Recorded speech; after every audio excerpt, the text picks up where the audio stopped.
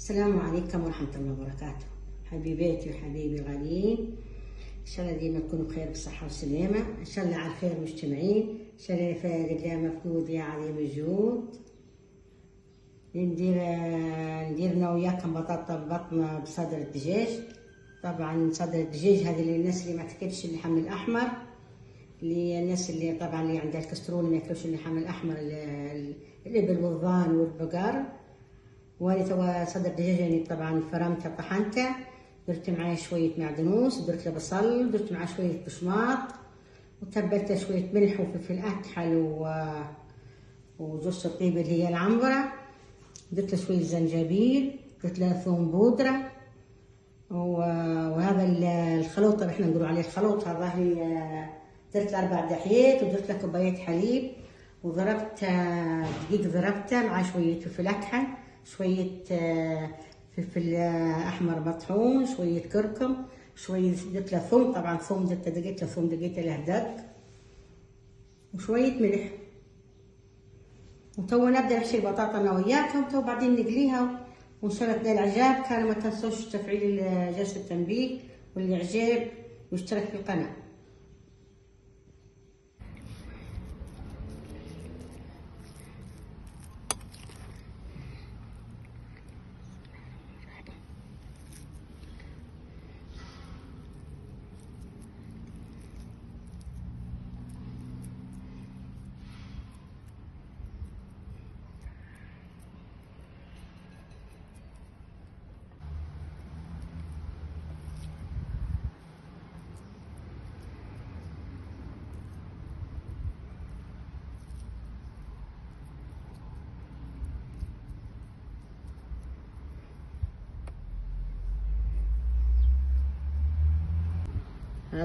هذه بطاطا بطن درتها بصدر الدجاج. طبعا الناس اللي ما تاكلش اللحم الحمر او كيف نقولوا اللحم الاحمر، طبعا اللهجه مختلفه بين الحمر بين الاحمر، اللهجه مختلفه.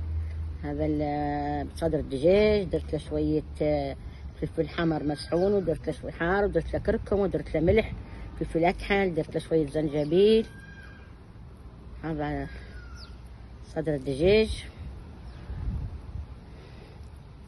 طبعا الطريقه هي طريقه امي الله يرحمها، نديرها طبعا غطس في درت الخلطه نتاع الخلوط اللي هي دقيق، طبعا نفس التوابل اللي حطيتها في المفروم تاع الدجاج نحطها في الخلطه، نفس الخلطه نحطها في المفروم.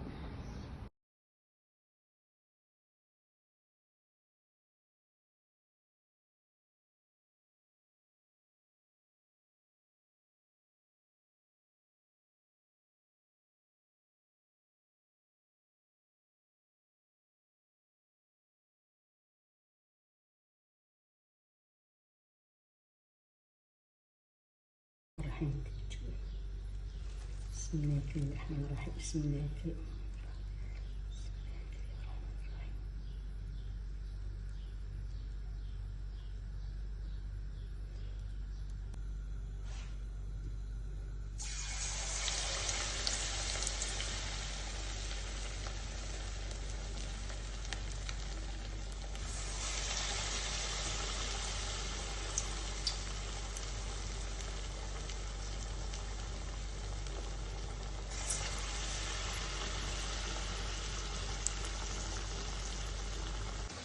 الخلطة هذه خلطة حياة أمي الله يرحمها.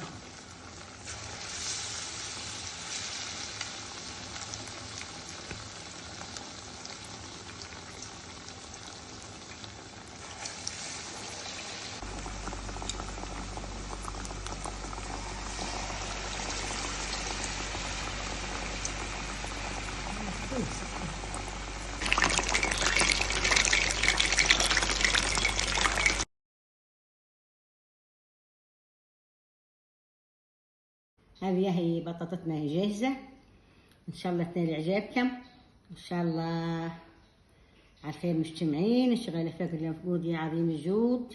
ما تنسوش تشترك في القناة، تفعيل جرس التنبيه والإعجاب. السلام عليكم ورحمة الله وبركاته.